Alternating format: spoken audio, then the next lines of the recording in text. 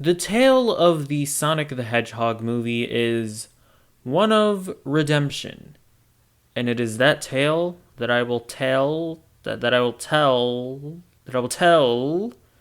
today. Let's do it. When that original Sonic the Hedgehog trailer dropped, it became the laughing stock of the internet. The trailer was pretty terrible, but that original design was a thing of nightmares. Actually, before the trailer dropped, there was a poster released showing off Sonic's very human-like hands that are not pleasant to look at all. Who thought this design was a good idea? I mean, like, an executive had to look at it and go, yeah, that's good. People will like that. This definitely won't traumatize anyone. Yeah, no, needless to say, people were not digging it. And thus, the Sonic the Hedgehog movie became one of the most infamously anticipated films of 2019. But alas, Paramount did it. They actually did it. They actually redesigned Sonic. And guess what? He no longer looked like a horrifying monster that a scared child might be afraid is hiding under his bed. He actually looked like a Sonic. Can you believe it? Sonic actually looked like Sonic. It was a genius move on their part. And, to be honest, I wouldn't even say that, the fans were at fault here because all they really did was express their discontent, but, they really weren't raising their tiki torches demanding for the redesign. Paramount literally just saw the reaction and decided to make a change. I personally don't really like it when fans demand that artists change their art because they have their own preconceived notions of what a property is supposed to be.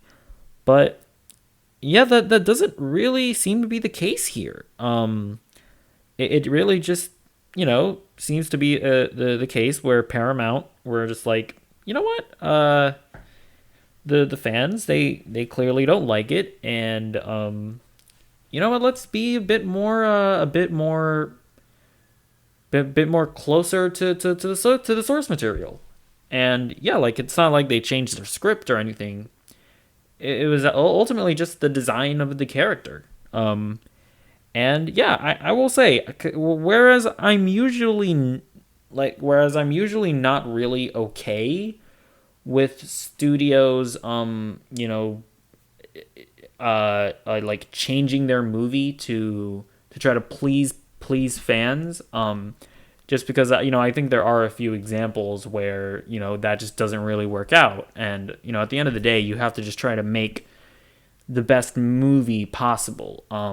And that's actually a pretty good topic for another video, but maybe I'll go over that one day. But in this instant, it was just a really cool way of going about it. Sometimes, as I've said before, you have to do what's best for your movie, but I think Sonic the Hedgehog just kind of proves that you also should take what your audience says into consideration, and if doing that, might if that might lead you to change something about your movie, but it won't necessarily change the movie completely, then yeah, that's something that should definitely be taken into consideration, I guess.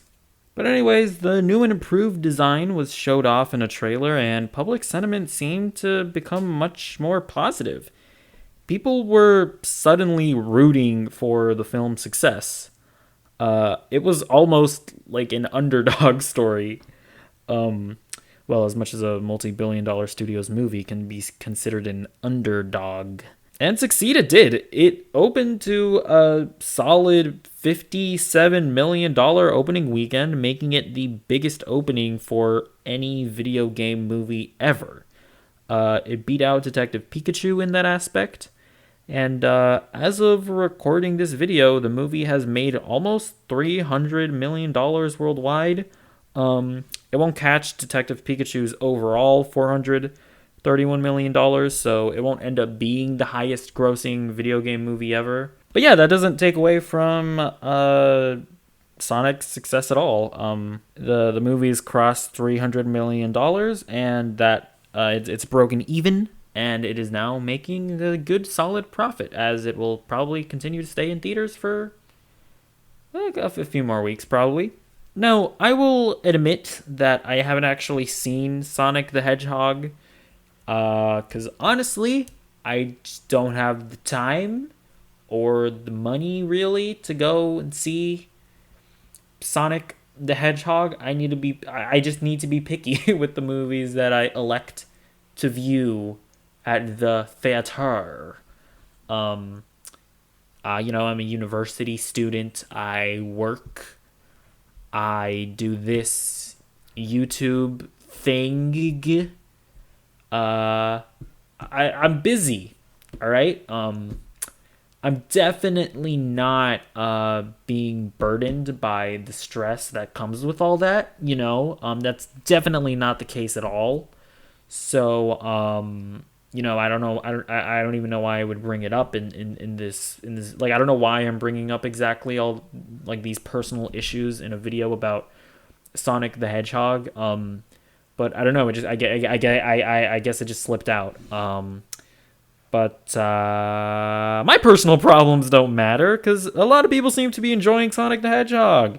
Uh, as it has a 64% critic rating, and a 93% audience score on Rotten Tomatoes. The general consensus seems to be that yeah, this is pretty good, I guess. Um, Oh, and by the way, a 64% is that's a good score. That means that the majority of critics like it. I know some people will probably see 64% and be upset by that, because they feel like a movie that they liked, not everyone loves it, and they might. I just know that there are some people out there that will probably be upset by that, but just know that a majority of the critics like it. So just take solace in that. I don't know. But yeah, the Sonic the Hedgehog movie. Good on it. I'm genuinely glad that people are actually enjoying this movie. After that first trailer, pretty much everyone, including myself, was just expecting it to be a disaster. But it seems to be doing pretty good, pretty good. And I'm also glad to see a big studio throw their audience, their fans, a bone, without compromising their own vision, their own artistic vision. Um, it's pretty wholesome situation. This whole thing, again, about as wholesome as a a, a multi-million-dollar studio produced film can get, really. Yeah, it's pretty cool. So this is basically gonna be it.